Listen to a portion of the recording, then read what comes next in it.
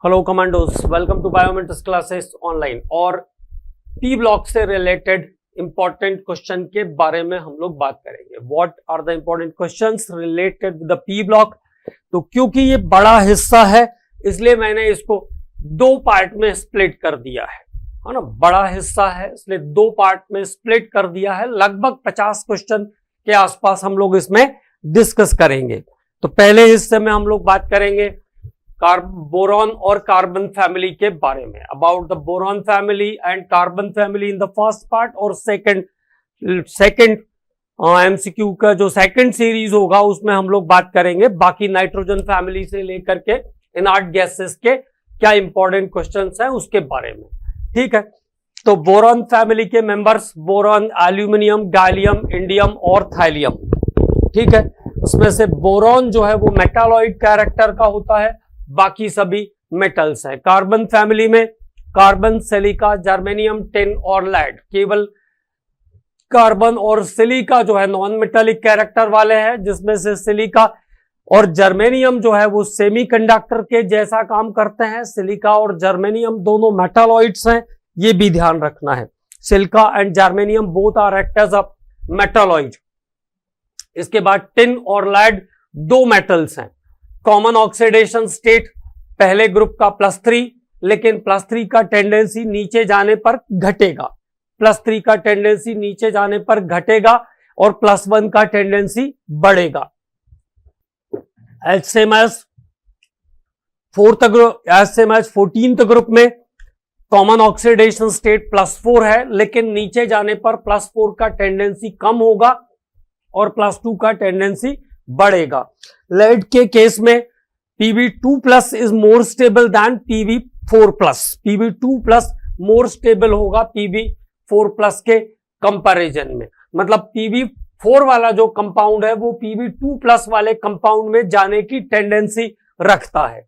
तो कुछ important points मैं आपको रिकॉल भी कर दे रहा हूं ताकि आपको ये ध्यान रहे। कार्बन के अंदर कैटानेशन की प्रॉपर्टी सबसे ज्यादा होती है। कार्बन के अंदर कैटानेशन की प्रॉपर्टी मतलब सेल्फ लिंकिंग की प्रॉपर्टी कार्बन के अंदर सबसे ज्यादा होती है। और कार्बन का क्रिस्टलाइन एलोट्रोप डायमंड जो कि स्ट्रॉन्गेस्ट हार्डेस्ट स्ट्रक्चर है, रिफ्रैक्टिव इंडेक्स भी इसका बहुत ज्यादा होता है। ठीक है, high refractive index due to tetrahedral linking. जबकि ग्रेफाइट जो है वो sp2 hybridised hexagonal sheet structure होता है और ग्रेफाइट में कोवेलेंट के साथ साथ वैंडरवाल फोर्सेस भी एक्ट करते हैं। कोवेलेंट बॉन्ड के साथ साथ वैंडरवाल फोर्सेस भी एक्ट करते हैं, इसलिए ग्रेफाइट की दो लेयर एक दूसरे के ऊपर स्लाइड भी कर सकती है और उस स्लाइडिंग प्रॉपर्टी के कारण ही ग्रेफाइट का यूज जो है वो लुब्रिकेंट बनाने के लिए किया जाता है। ग्रेफाइट के क्रिस्टलाइन फॉर्म में बकमिंस्टर फ्लोरीन कार्बन 60 और कार्बन 70 का जो एसोसिएशन है ये सिंथेटिक आइसोटॉप है ग्रेफाइट के, कार्बन के। This is the synthetic isotope of carbon, जिसमें से कार्बन 60 को जो है वो अर्ट्स के ट्रीटमेंट के लिए यूज करने की कोशिश की गई। ठीक है, इसको कार्ल क्रोटो और स्मैली ने डिस्कवर किया था। तो चलिए अब बात करते हैं जो इंपॉर्टेंट क्वेश्चंस हैं आपके उनके बारे में, और अगर उससे रिलेटेड कुछ और पॉइंट्स आएगा तो हम लोग उसके बारे में भी बात करेंगे। AlF3 is soluble in HF only in presence of KF। AlF3 किस में सॉल्युबल है?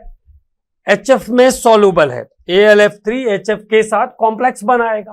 तो AlF3 एल्यूमिनियम ट्राइफ्लोराइड खुद कैसा है? कोवेलेंट है। खुद कैसा है? कोवेलेंट है। ठीक, HF में सॉल्युबल है only in presence of KF। तो देखो KF में क्या होगा? K+ and F-। तो KF is ionic. KF is an ionic compound. KF कैसा है? आयोनिक कंपाउंड है। HF के साथ क्या दिक्कत है? HF के साथ दिक्कत यह है कि HF का जो ये पेयर है ये शिफ्ट होगा। पोलर कोवेलेंट है HF, पोलर कोवेलेंट है HF and it has tendency to form hydrogen bonding. इसके अंदर हाइड्रोजन बॉन्ड बनाने की टेंडेंसी होती है। हाइड्रोजन बॉन्ड बनाने की टेंडेंसी होगी और हाइड्रोजन बॉन्ड बनाने की टेंडेंसी के कारण ये एसोसिएशन करने का प्रॉपर्टी रखता है, किसी को सॉल्युबल करने का प्रॉपर्टी नहीं रखता है ये।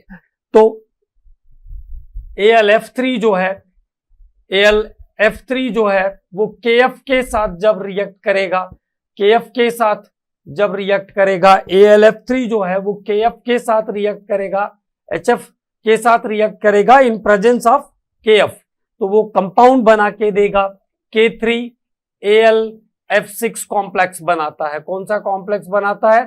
K3AlF6 का कॉम्प्लेक्स बनाता है। एल्यूमिनियम, वैसे भी एल्यूमिनियम के पास d ऑर्बिटल प्रेजेंट रहता है, एल्यूमिनियम के पास d ऑर्बिटल प्रेजेंट रहता है, तो वो 6 लिगेंड के साथ काम कर सकता है, 6 लिगेंड वाला कंपाउंड बना सकता है। तो आंसर क्या होगा इसका? Answer is K3AlF6। F का कोई कंपाउंड, HF का कोई कंपाउंड नहीं बनेगा, मतलब H का कोई इन्वॉल्वमेंट नहीं होगा। ठीक है, तो क्या क्या ध्यान रखना है? AlF3 खुद कोवेलेंट है, HF जो है उसमें हाइड्रोजन बॉन्डिंग की प्रॉपर्टी होती है, डिसोसिएट नहीं करेगा। KF मिलाने पर फायदा ये होगा कि KF जो है वो कैसा कंपाउंड है? KF जो है आयोनिक कंपाउंड है। KF कैसा कंपाउंड है? आयोनिक कंपाउंड है। अब बात करते हैं नेक्स्ट क्वेश्चन के एक्सप्लेनेशन पर। तो अगला क्वेश्चन क्या है हमारे पास? The stability of +1 oxidation state. जैसा मैं आपसे कह ही रहा था, तो बोरॉन फैमिली का मेंबर है बोरॉन, एल्यूमिनियम, गैलियम, इंडियम और थैलियम, ये मेंबर हैं बोरॉन फैमिली के।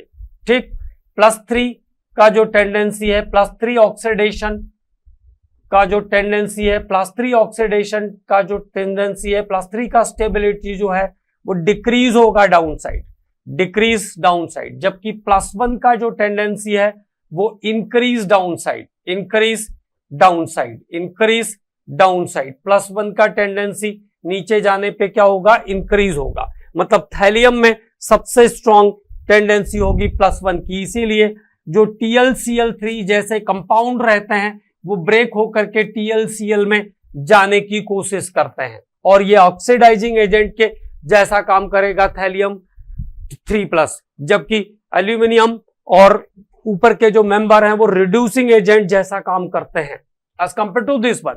तो एल्यूमिनियम, गैलियम, इंडियम और थैलियम, सीक्वेंस ध्यान रखना है एलिमेंट्स का, ये इंपॉर्टेंट पॉइंट है। Answer is A for the question.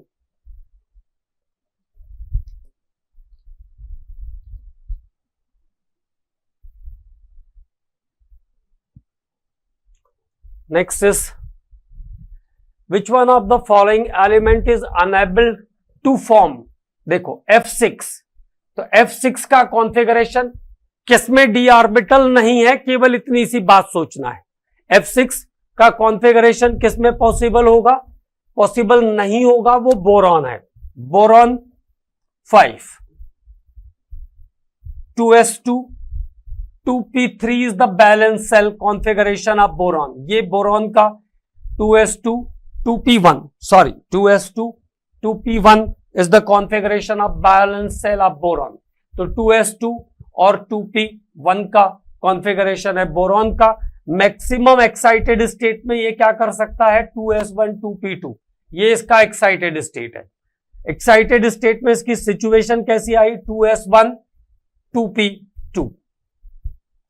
ठीक है, तो 2p2 तो 3 तो इसके पास यहां से निकल गया, एक और कोऑर्डिनेट कर सकता है ये, तो ये मैक्सिमम क्या बना सकता है? BF4- जैसे कंपाउंड बना सकता है। ये 3 यहां पे शेयर कर लेगा और एक फ्लोरीन के साथ यहां पे दोस्ती कर लेगा, लेकिन ये 6 वाला कंपाउंड नहीं बना सकता है। It is unable to form 6 coordination number compound, it is unable to form 6 coordination number compound. In all other cases there is d orbital, so all of them except boron is able to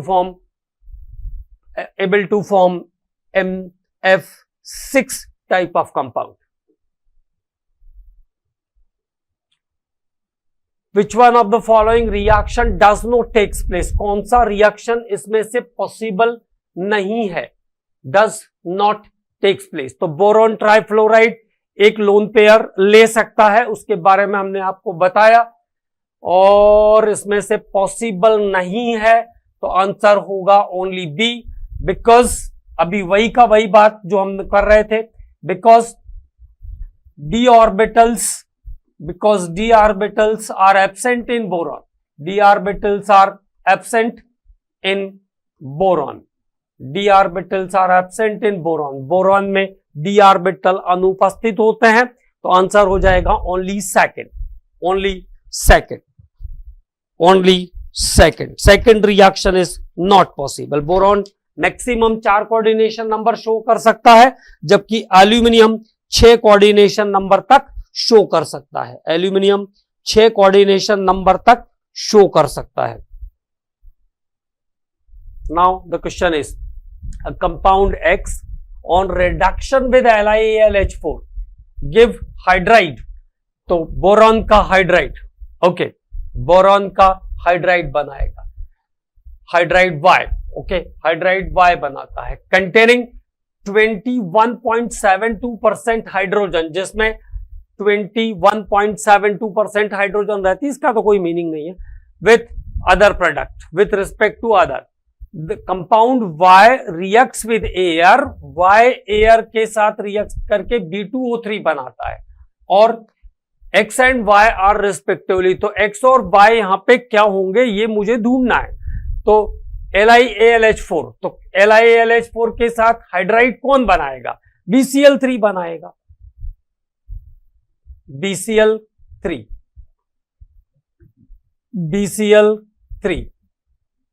LiAlH4 lithium aluminium हाइड्रोइड, यहां से क्या बना देगा? ये B2H6 बना देगा. क्या बनाएगा? B2H6 बनाएगा. तो X और Y क्या हो जाएंगे? बोरॉन ट्राइक्लोराइड और B2H6. बोरॉन ट्राइक्लोराइड और B2H6, क्योंकि फाइनली उसने बोला है कि एक्सप्लोसिव B2O3 बनाता है. तो B2O3, तो बोरॉन और कोई मेंबर तो बोरॉन बनाएगा नहीं. एल्यूमिनियम तो बोरॉन बना नहीं सकता, तो एल्यूमिनियम वाला आंसर हो नहीं सकता. और जो हाइड्राइड बनता है वो डाइबोरेन बनता है, ये सारी दुनिया को पता है. ठीक है, तो आंसर क्या हो जाएगा? BCl3 and B2H6. BCl3 and B2H6. B2H6. अब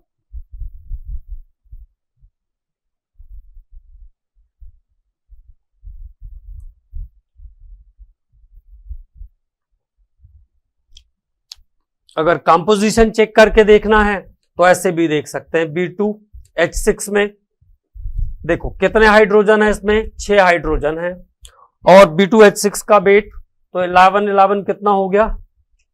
लगभग 10.10 के आसपास रहता है, तो 10 पॉइंट समथिंग, तो लगभग 27 आ जाएगा. B2H6 का वेट कितना है?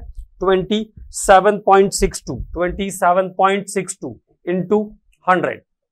तो 600 को डिवाइड कर दो 27.62 से.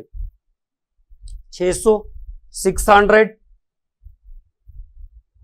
is divided by 27.62, जो कि B2H6 का वेट है. तो 21.72% हाइड्रोजन आ जाएगा. तो answer is confirm here that compound is B2H6, क्योंकि B2H6 के अंदर ही हाइड्रोजन 21.72% रहता है.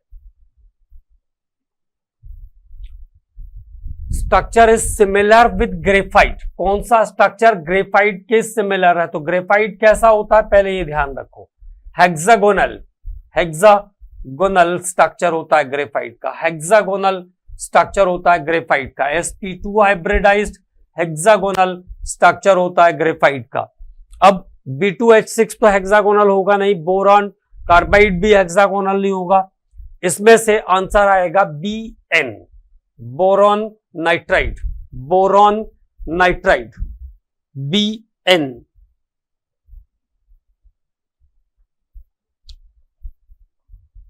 और Bn के बारे में ध्यान रखना है, इसको इनऑर्गेनिक ग्रेफाइट भी कहते हैं इसको. बोरॉन नाइट्राइड B3N3 बना लेगा ना ये, जैसे जैसे ये बनाएगा हेक्सागोनल, ऐसे ही B3N3 बना लेगा हेक्सागोनल इनऑर्गेनिक ग्रेफाइट, इसका नाम है ये। एक और नाम ध्यान रखेंगे इसका,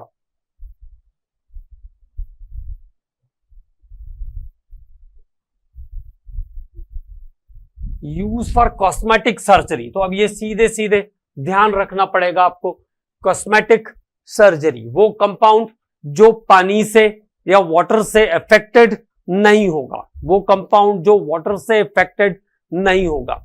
लुब्रिकेंट, ऑयल, ग्रीजेस और कॉस्मेटिक सर्जरी के लिए यूज होता है silicon. Silicones are use for the cosmetic surgery, silicones are use for the cosmetic surgery. Silicon क्या से बनाते हैं, वाटर के साथ पहले इसको ट्रीट करते हैं एल्काइल हैलाइड को, एल्काइल हैलाइड को, एल्काइल हैलाइड को सिलिका के साथ ट्रीट करते हैं पहले, है ना, पहले इसको सिलिका के साथ ट्रीट करते हैं। तो कंपाउंड बन जाएगा SiRrCl।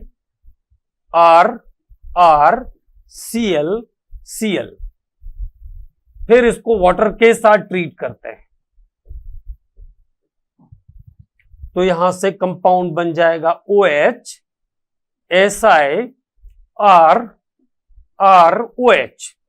और इसकी दो यूनिट जब आपस में कंबाइन करती, मैं यहां नीचे ले लेता हूं, OH SiRrOH, फिर ये OH SiRrOH,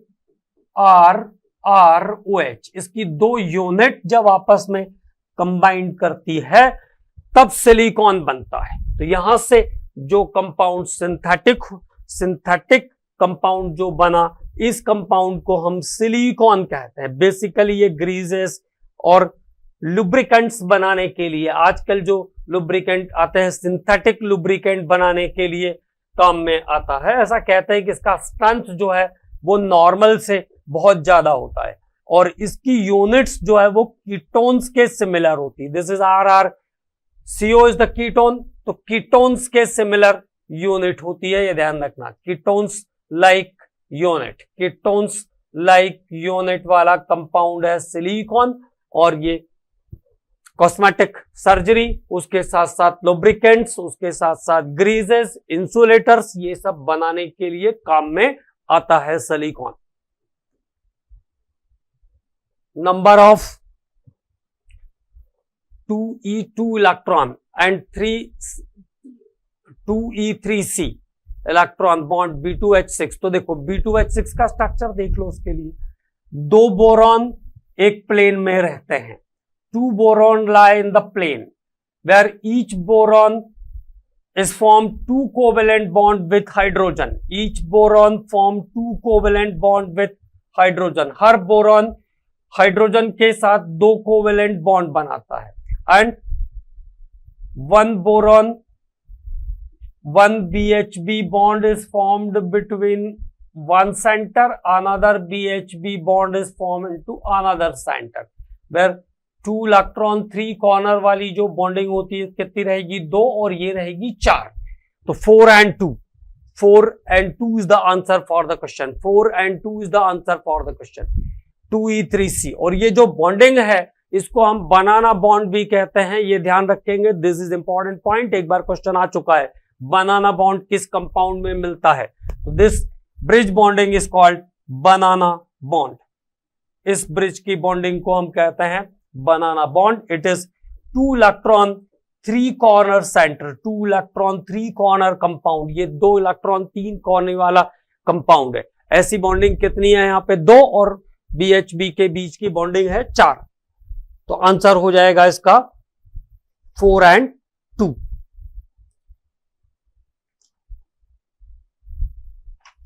D is the answer for the question।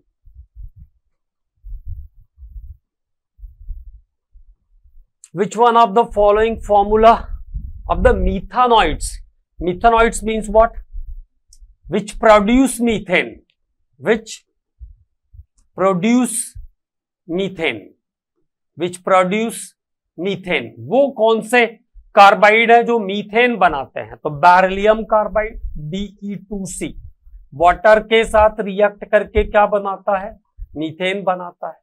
उसके साथ साथ aluminium carbide Al4C3 aluminium carbide is also producing methane, also producing methane. तो बेरिलियम और एल्यूमिनियम के कार्बाइड जो है वो मीथानॉइड कहलाते हैं। तो बेरिलियम और एल्यूमिनियम के कार्बाइड मीथानॉइड कहलाते हैं। कैल्शियम कार्बाइड एसिटालीन प्रोड्यूस करती है, कैल्शियम कार्बाइड प्रोड्यूसेस एसिटालीन। स्ट्रक्चर ध्यान रखेंगे, बहुत इंपॉर्टेंट है।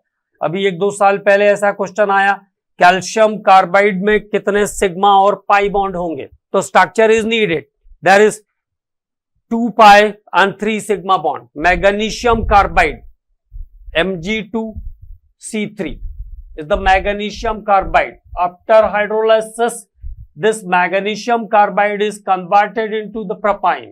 मैग्नीशियम कार्बाइड के हाइड्रोलाइसिस पर प्रोपाइन बनता है। ओके, तो 1 and 3, 1 and 4, sorry, 1 and 4 is the answer, only 1 and 4.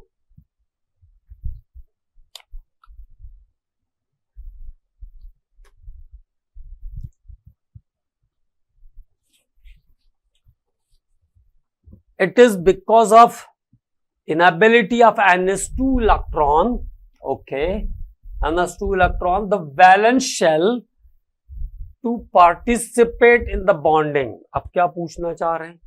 Okay, it is because of inability of NS2 electron of the valence shell to participate in the bonding. अच्छा, SN2 is oxidizing and Pb4 plus is reducing. Opposite देखो, SN2 plus जो है, SN2 plus can shifted or change into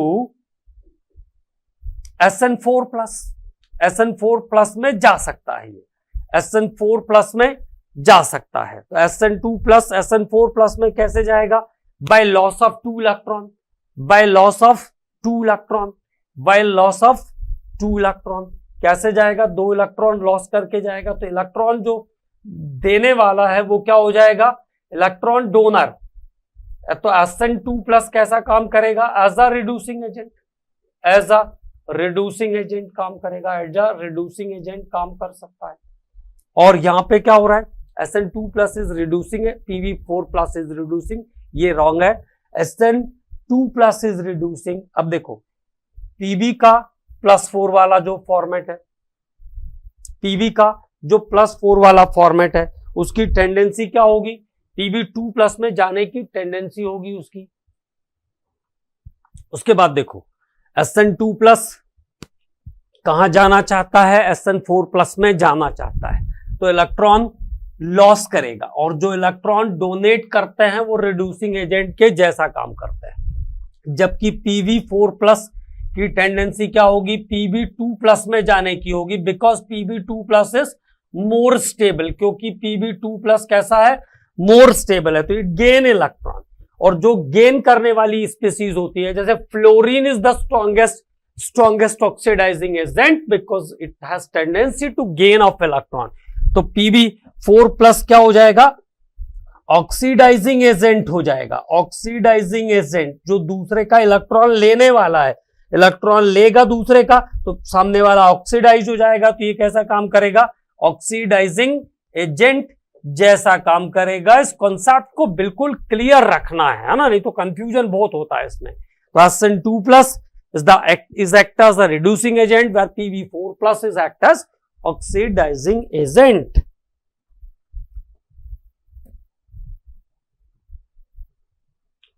In the process of steel, which of the following allotrope of carbon is used?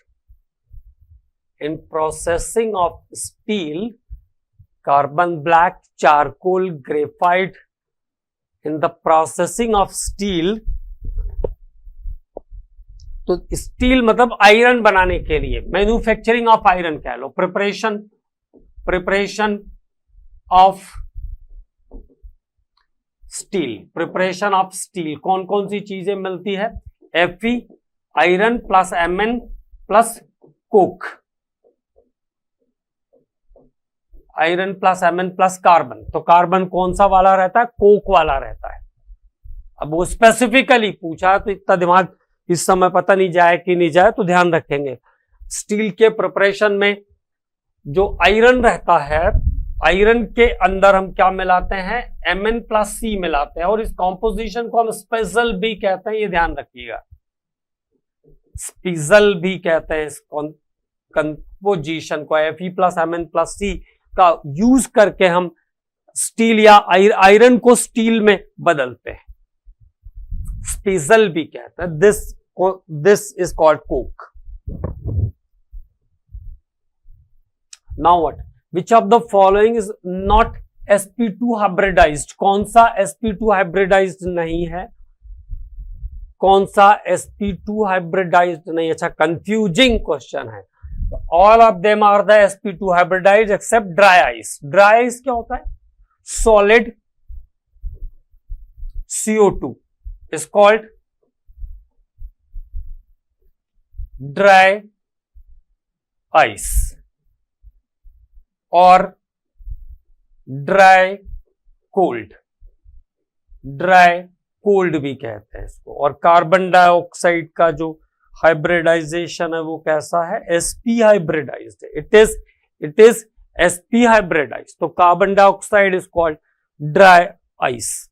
It is used as refrigerant for preservation of fruits, फलों और सब्जियों को बचा के रखने के लिए यूज करते हैं ड्राई आइस का। It is sp hybridized. It is sp hybridised.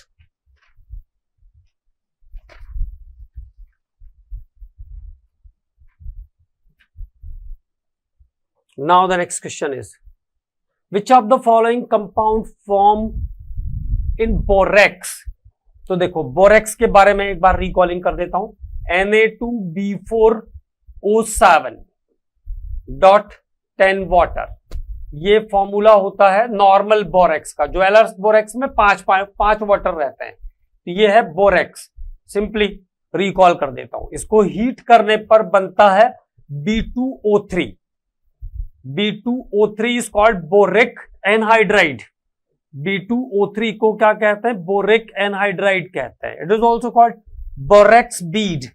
इसी को हम कहते हैं बोरेक्स बीड, हिंदी में कहते हैं सुहागा मन का, borax bead. And this is glassy mass. Glassy mass कांच के जैसा द्रव्यमान होता है इसका। ग्लासी मास मतलब ग्लास जैसा दिखता है ना। और इस बीड के ऊपर हम सॉल्ट डाल करके, इस बीड के ऊपर हम सॉल्ट डाल करके डिफरेंट कलर प्रोड्यूस करते हैं। जैसे मैंने कहा B2O3 है मेरे पास, इस पे मैंने क्यूप्रिक ऑक्साइड डाल दिया, तो ये बनाएगा CuBO2 whole twice. CuBO2 whole twice. CuBO2 whole twice. CuO, cupric oxide डाल दिया तो CuBO2 whole twice. Copper metaborate, क्या कहते हैं कंपाउंड को? मेटाबोरेट। तो मेटाबोरेट कहते हैं, ये ध्यान रखना। Copper metaborate, BORATE, borate blue colour का कंपाउंड बनेगा। ठीक है। और अगर इसको कार्बन पाउडर के साथ हीट कर देंगे तो ये कलरलेस हो जाएगा। कार्बन पाउडर के साथ हीट कर देंगे तो कलरलेस हो जाएगा। तो क्या बनाता है? मेटाबोरेट बनाता है, ये ध्यान रखना है।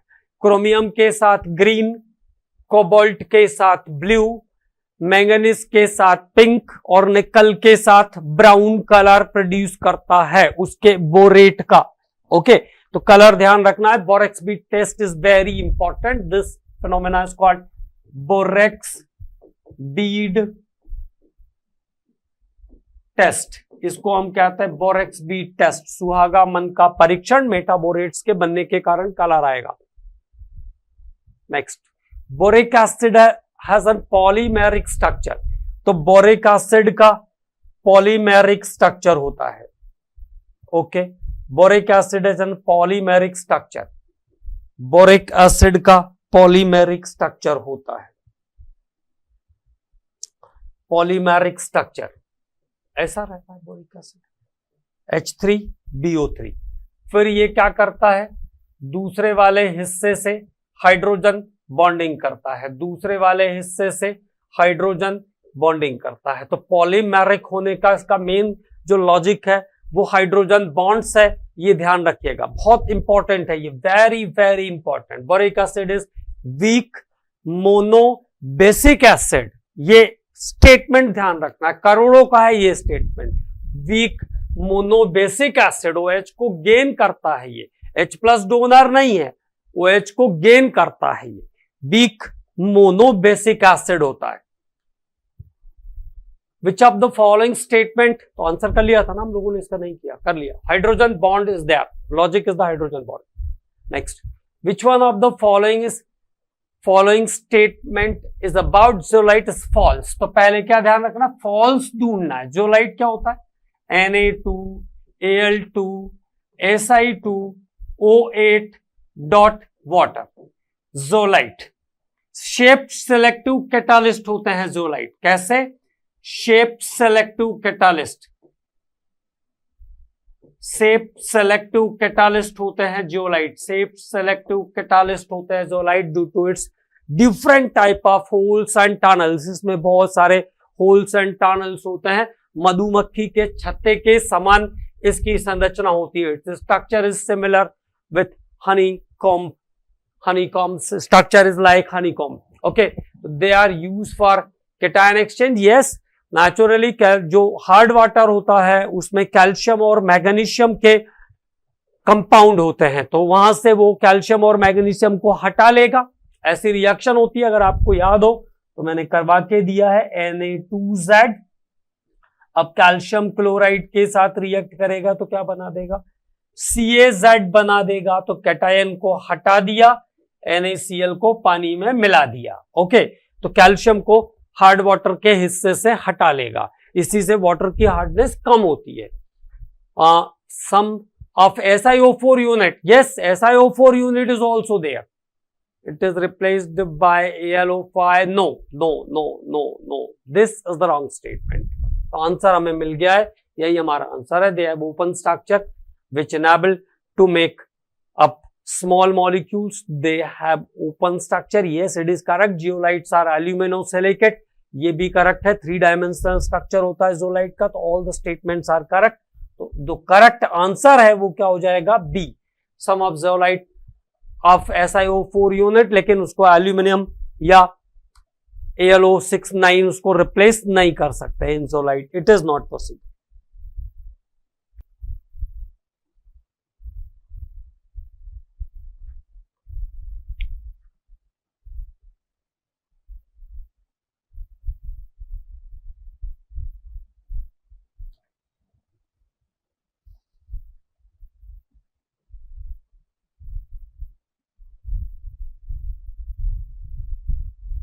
SiO4 और AlO4 के यूनिट्स रहते हैं ज़ोलाइट में, है ना, SiO4 और AlO4 के यूनिट्स रहते हैं ज़ोलाइट में, लेकिन वो पेंटा और हेक्सा से रिप्लेस नहीं हो सकते। तो B is the false statement. Diborane react independently with O2 and water, O2 and water, तो O2 से रिएक्ट करेगा, जब B2H6 O2 के साथ रिएक्ट करेगा तो क्या बनाएगा, B2O3 बनाएगा, सभी को पता चल जाएगी ये बात।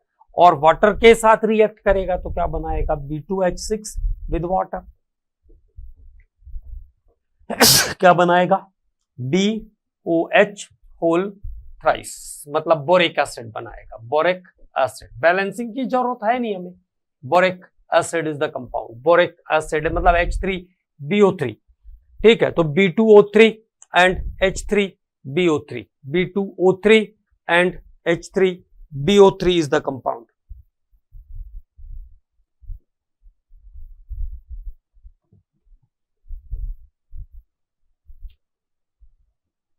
CH3 hold twice SiCl2, CH3 hold twice SiCl2 undergo hydrolysis but, अच्छा SiCl2 अंडरगो हाइड्रोलिसिस, तो Si का कंपाउंड है, यहाँ पे क्या है Si है, और यहाँ पे क्या है सेंटर, कार्बन है, ठीक। What is the logic, in silica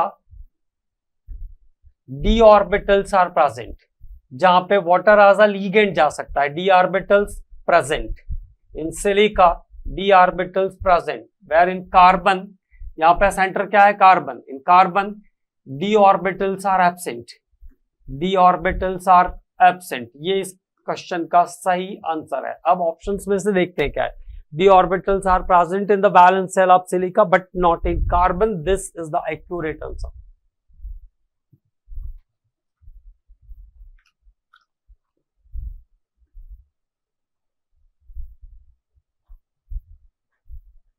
और बहुत इंपॉर्टेंट भी है ये। ऐसे में एक क्वेश्चन और ध्यान रखना, ऐसा बोलते हैं SiCl4 soluble in water, soluble in water, where CCl4 is insoluble, is insoluble. Logic is the same. In CCl4 there is no d orbital in carbon, where in SiCl4 there is presence of d orbital, there is presence of d orbital, there is presence of d orbital. तो answer same रहेगा उसका भी। Now what? Which one of the following compound is not matched correctly? कौन सा correctly matched नहीं है? बोराजीन, बोराजीन का नाम ध्यान रखना है। बोराजीन को हम इनऑर्गेनिक बेंजीन भी कहते हैं। ये बेंजीन का आइसो इलेक्ट्रॉनिक भी है, इनऑर्गेनिक बेंजीन भी इसको कहते हैं। बहुत इंपॉर्टेंट है inorganic benzene, it is isoelectronic with benzene. तो बोराजीन तो करेक्टली मैच है। Diborane B2H6 is also correctly match, diborane भी करेक्टली मैच है यहां पे। ओके, बोरॉन ट्राइक्लोराइड भी करेक्टली मैच है। प्लेनार स्ट्रक्चर होता है sp2 प्लेनार, तो this one is also correctly match. तो आंसर क्या हो जाएगा? C. Aluminium chloride, aluminium chloride is AlCl3, AlCl3। और यहां पे जो सेंटर होगा ना, देखो मैं इसका स्ट्रक्चर बना देता हूं, स्ट्रक्चर को ध्यान रखना है नहीं तो कंफ्यूजन करेगा। स्ट्रक्चर को ध्यान रखना है। डाइमेरिक स्ट्रक्चर होता है, लेकिन कैसा वाला? Dimeric structure is there, but the dimeric structure is like this. इसका डाइमेरिक स्ट्रक्चर ऐसा होता है। ये स्ट्रक्चर सही नहीं है, स्ट्रक्चर सही नहीं है, ये ध्यान रखना है। It's dimeric structure. बेरिलियम और एल्यूमिनियम के हैलाइड डाइमेरिक स्ट्रक्चर में एग्जिस्ट करते हैं। बेरिलियम और एल्यूमिनियम के हैलाइड डाइमेरिक स्ट्रक्चर में एग्जिस्ट करते हैं। Okay, so this structure is not correct. ये संरचना सही नहीं है यहां पे इसकी। This structure is not correct.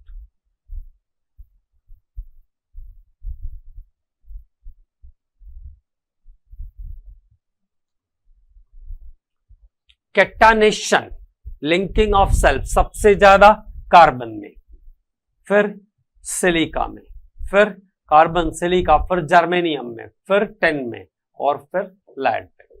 तो लैड में ये भी ध्यान रखना है, do not show catenation, do not show catenation, do not show catenation. अब ऑर्डर में जरूर आ सकता है, लेकिन कैटानेशन शो नहीं करता लैड।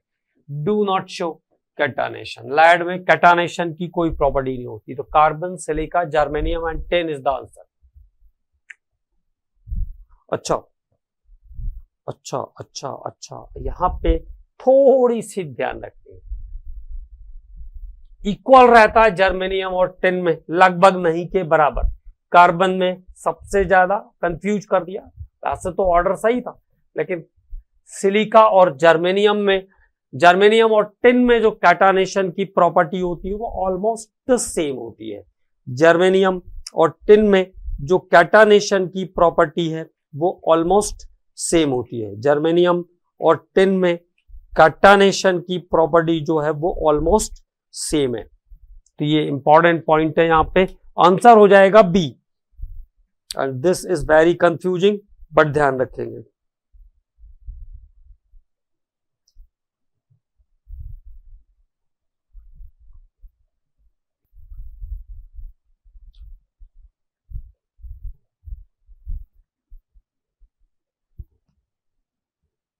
इस आंसर का जो लॉजिक है, वैसे तो जर्मेनियम में टिन से ज्यादा कैटानेशन होता है, ये सही है।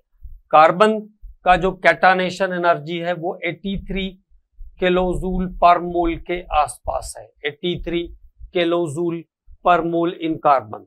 कार्बन में कैटानेशन का एंथैल्पी कितना है? 83।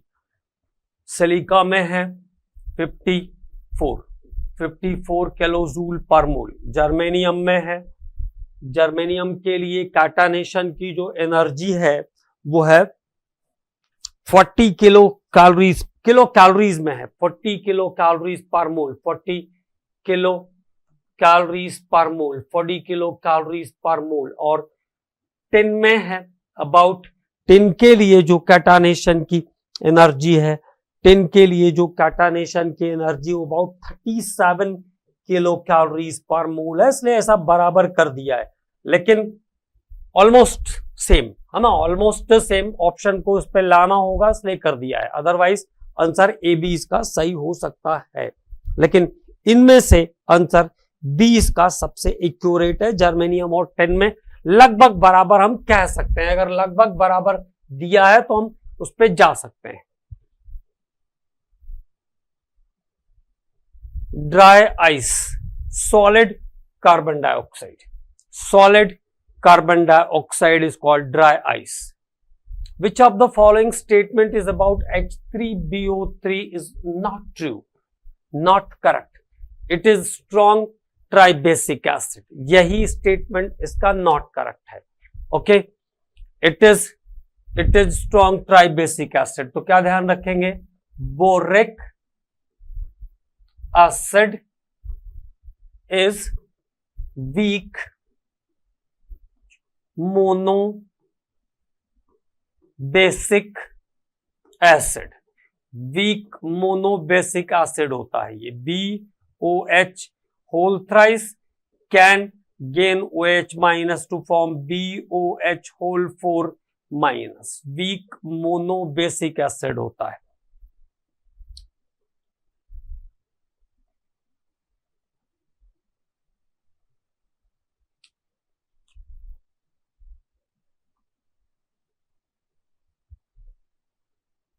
Does not act as proton, does not act as a proton, but act as a Lewis acid. Yes, accepting hydroxyl ion. So all the statements are correct. It is not a tribasic acid. So this one is the wrong statement. Answer हो जाएगा A.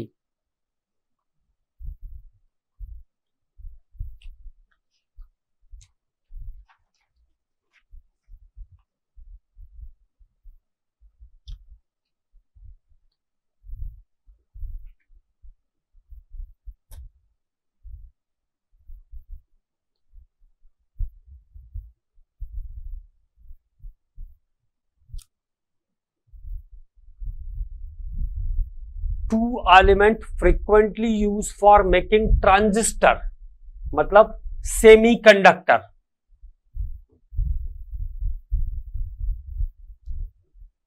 क्या answer हो जाएगा? Silica and germanium, silica and germanium, silica and germanium, semiconductor, silica and germanium, silica and germanium.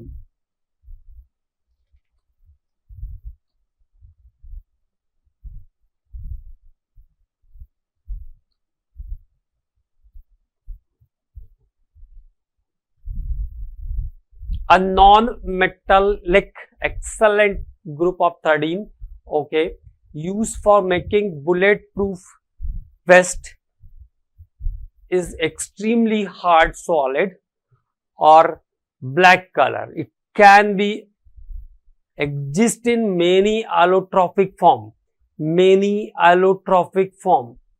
okay, and has usually high melting point.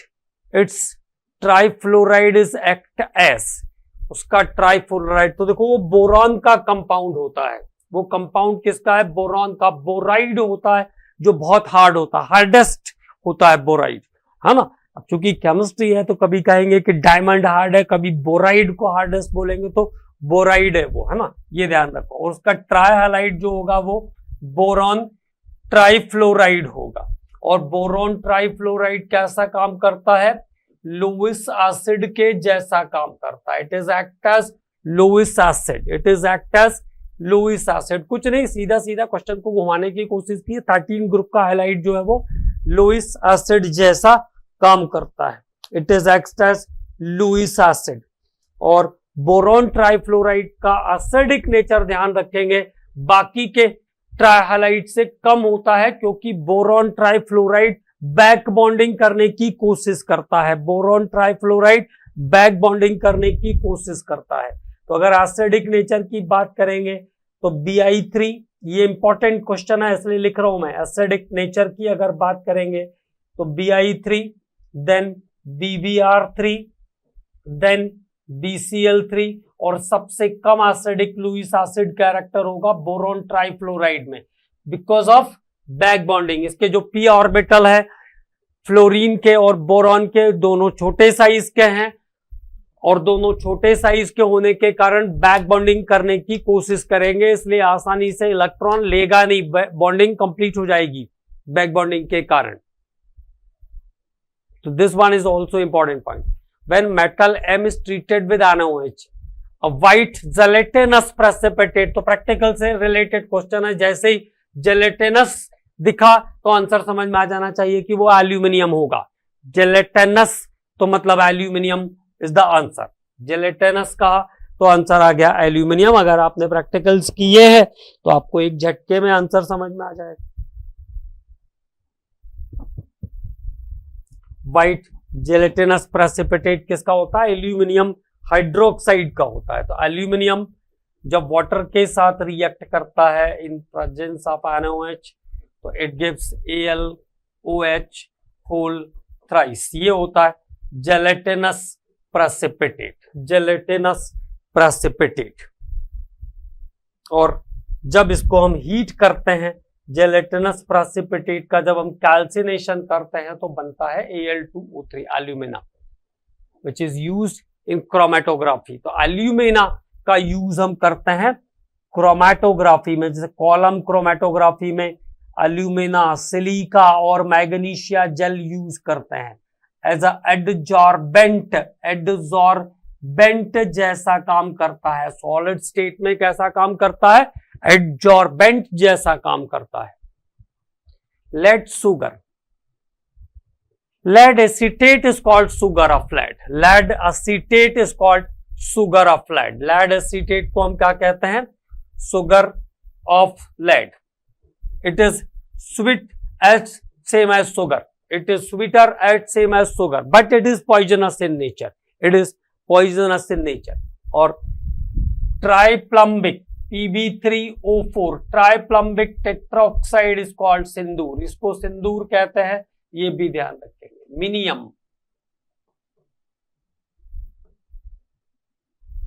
ट्राइप्लम्बिक tetroxide, ट्राइप्लम्बिक tetroxide. और पीबीओ को कहते हैं लेथार्ज या मैसिकॉट, अलग अलग टेम्परेचर पर, at different temperature PbO and PbO is called massicot and litharge. PbSO4 को anglesite बोलते हैं। तो answer is lead acetate is called sugar of lead.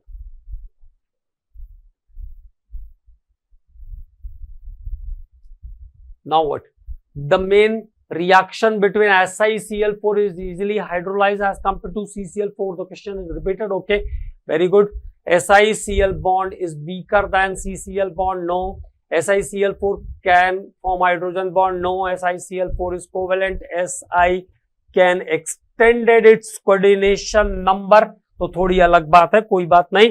Si can extended its coordination number due to presence of d orbital. Due to presence of d orbital, vacant d orbital के कारण वो अपने coordination number को extend कर सकता है, जबकि carbon नहीं एक्सटेंड कर पाएगा। Now the next one, correct structure of carbon monoxide. तो देखो कॉमनली हम कार्बन मोनोऑक्साइड को कैसा लिखते हैं? ऐसा। लेकिन ध्यान रखिएगा, कार्बन मोनोऑक्साइड में ऑक्सीजन के पास 2 लोन पेयर, कार्बन ने 2 शेयर कर लिया तो 2 बचा इसके पास। लेकिन यहाँ पे ये जो मोर इलेक्ट्रोनेगेटिव ऑक्सीजन है, नॉर्मली ऐसा होता नहीं है कि कोई मोर इलेक्ट्रोनेगेटिव वाला लेस इलेक्ट्रोनेगेटिव वाले को पेयर दे, लेकिन यहाँ कार्बन मोनोऑक्साइड में ये होता है भैया, है ना। कार्बन मोनोऑक्साइड में ऐसी घटना होती है। तो यहाँ पे जो बॉन्ड है इसका वो ट्रिपल बॉन्ड जैसा अपीयरेंस में आता है, ये ट्रिपल बॉन्ड जैसा अपीयरेंस में आएगा कार्बन मोनोऑक्साइड के अंदर। Structure is very very important, very very important structure. Okay, तो आंसर हो जाएगा इसका करेक्ट, क्या हो जाएगा, D. Correct answer is D for the question. D इसका करेक्ट एक्सप्लेनेशन है। D is the correct explanation about the structure of carbon monoxide.